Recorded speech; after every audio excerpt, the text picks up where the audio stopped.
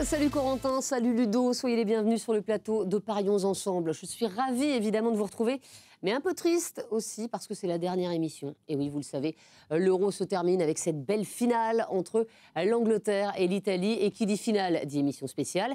Et donc exceptionnellement, cette émission sera découpée en deux parties. Tout d'abord, messieurs, je vous demandais votre impression sur cette finale. Est-ce que c'est la finale rêvée, Ludo? Alors, rêver, je ne sais pas, on aurait préféré voir l'équipe de France en finale, forcément. C'est la finale attendue, en tout cas. Est-ce que c'était la finale espérée? Je ne sais pas, moi j'avais une autre idée, mais allons pour celle-là, elle n'est pas si mal. De toute façon, maintenant on est obligé, on ne peut pas faire autrement. Corentin?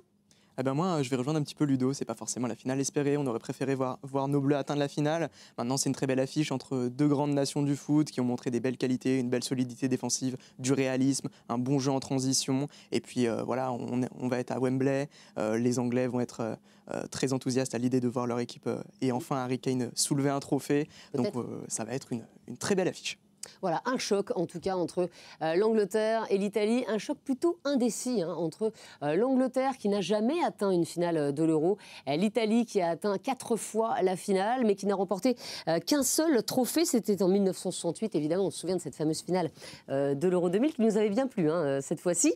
L'Angleterre, on l'a dit, qui n'a encaissé qu'un seul but dans la compétition, qui a fait forte impression mais qui est allé en prolongation quand même pour battre le Danemark, pareil pour l'Italie. Prolongation, puis tir au but pour battre l'Espagne. Messieurs, je vais vous demander tout d'abord de vous prononcer sur un pari 1, N ou 2. Regardez les cotes de cette finale entre l'Italie et l'Angleterre. La victoire de l'Italie est à 3. Le nul à 3,15. La victoire de l'Angleterre à 2,75. Vous allez miser sur quoi, Corentin?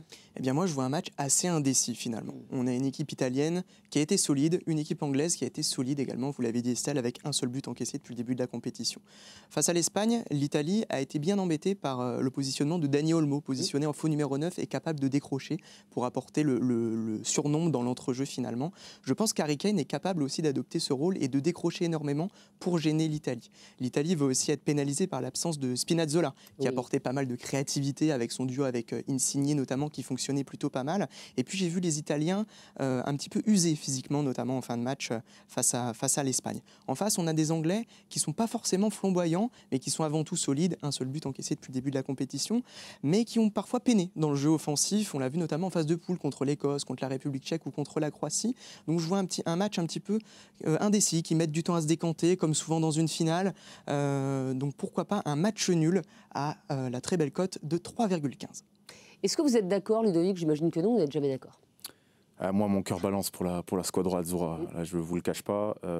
Quand je parie, il y a deux choses. Je prends la cote en compte, forcément. Et la cote est particulièrement intéressante pour la victoire de l'Italie, puisqu'elle est à 3. Et j'ai aussi ma sensibilité footballistique. Et je dois dire qu'elle penche clairement en faveur des Italiens.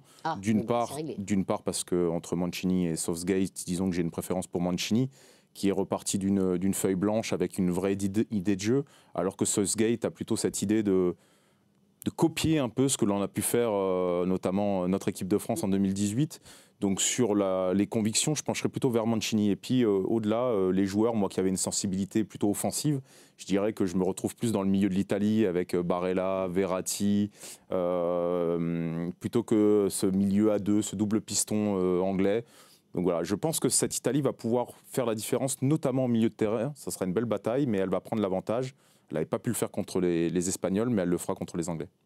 Pour Corentin, donc, c'est un match nul. Pour Ludovic, c'est une victoire de l'Italie. Et j'hésite.